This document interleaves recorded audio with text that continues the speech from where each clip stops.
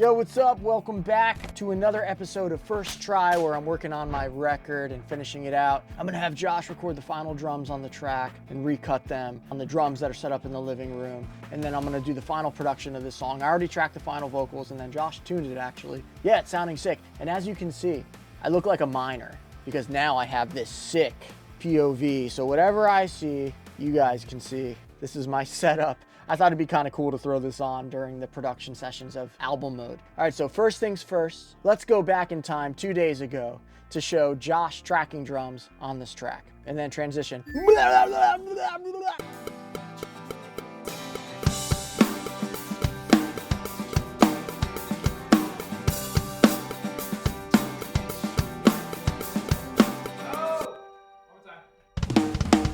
One more take and I got it.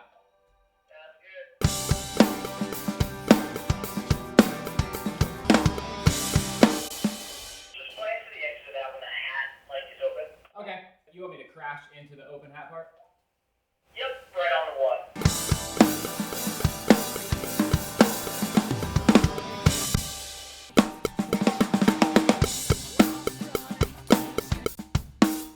Definitely a compable section. Let me do a quick comp. Cool. There's kind of part of me that wishes that I didn't just do the gallop on the snare, but rather like the next section. That was sick. Yeah, run it. Cool. There it is. That's the one.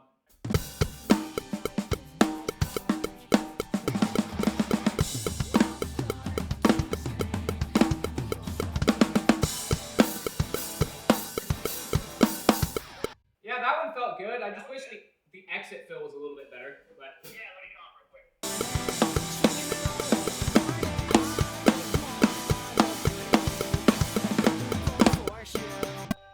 if we wanted to, we could also just punch in from the kick so that there's no cymbal, and then land, That's what I'm saying, yeah. and then just land straight in. You know what I mean? Punch me in from the same spot.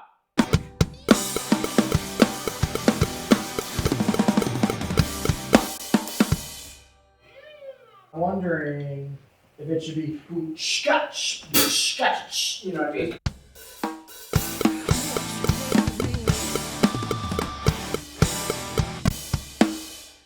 You're cruising, you're almost done.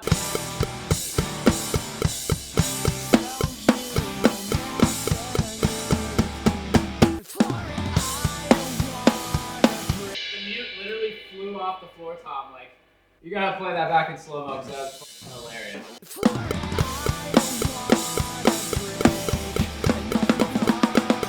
Do you want to put it on a loop and then come help me clutch the cymbals? Yeah.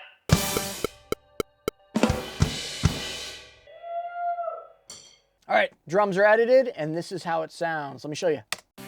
You promised you'd change. Call the number, get that repeat. It's just another heartbreak head game. We'll die in the damage, living on your planet. I said, when I ask you the question, do you care at all? It ends in depression, a fist in the wall. We actually use the TCI files from our own kit that you can pick up on my merch store or Patreon, wherever they are, made out of that kit, and it's blended into its own recording. So that's why it already sounds so good with minimal mixing. Check it out, even the toms sound great.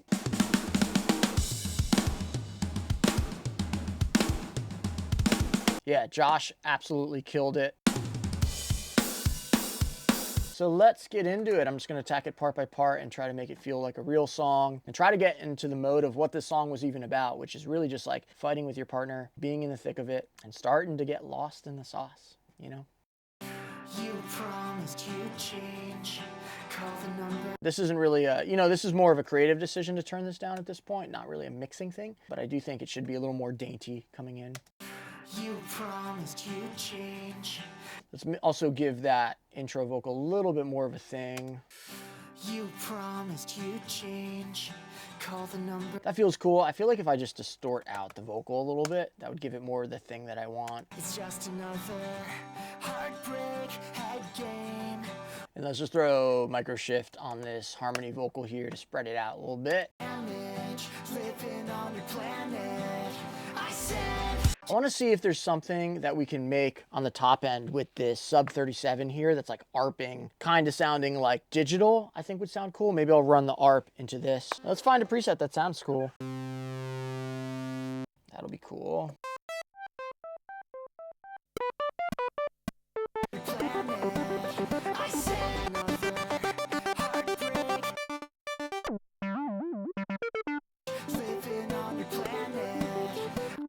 I like that. Cool, let's get it. Cool, I just wanted to sound like super digital. Let's start with thermal just to give it a thing. Throw a little Ultra Boy on, maybe throw an octave up. Just digital it out to soften it a little bit. Perfect, and then what I want to do is do like a pan man, so it jumps around the song a little bit. Definitely throw that reverse cymbal in there. Okay, sounding cool. I do think it needs like a shaker or something. I'm sure there is one, just needs to be turned up. All right, we need a cymbal swell. I like that one, it kind of pans from the left, I think. I think strings should come in there and then lead into that reintro and also the full choruses as well. I know Serum has a good sounding one.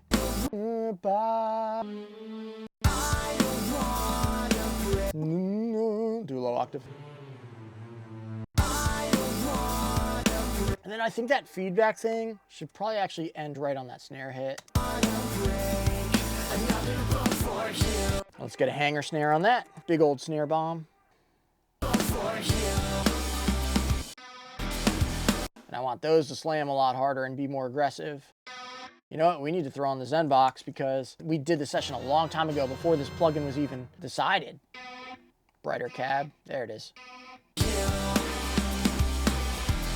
I'm going to bring that synth back in there. All right, we need a cymbal to slam down. Yeah, this one. Really like this one. Nice. Let's add in a synth thing.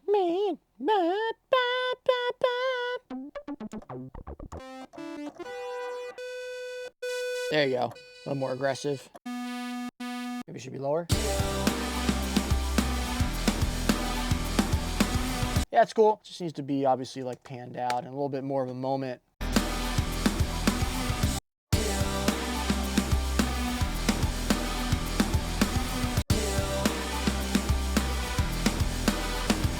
Cool, let's see if we can get something stabby in the low end to help that punch. Yeah, even just that. Give it some grind. I want this to be even crazier. Let's try Decapitator on it. The big old boom on there. And then it needs to be something that's like breaking. Ugh! Oh, it might have to be just a glass break.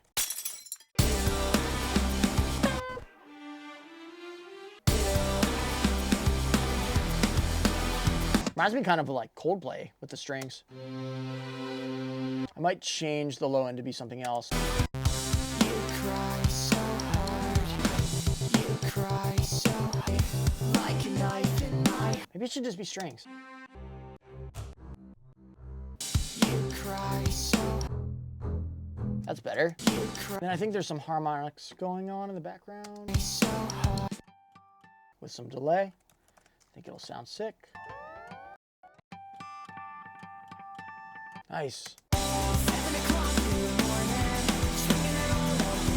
And then I just want like a heartbeat. Wow, it just worked out perfectly.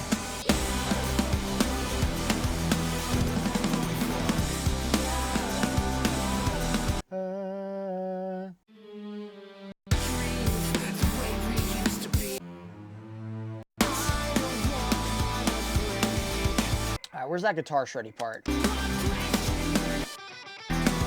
Yeah, just big reverse cymbal into the ending.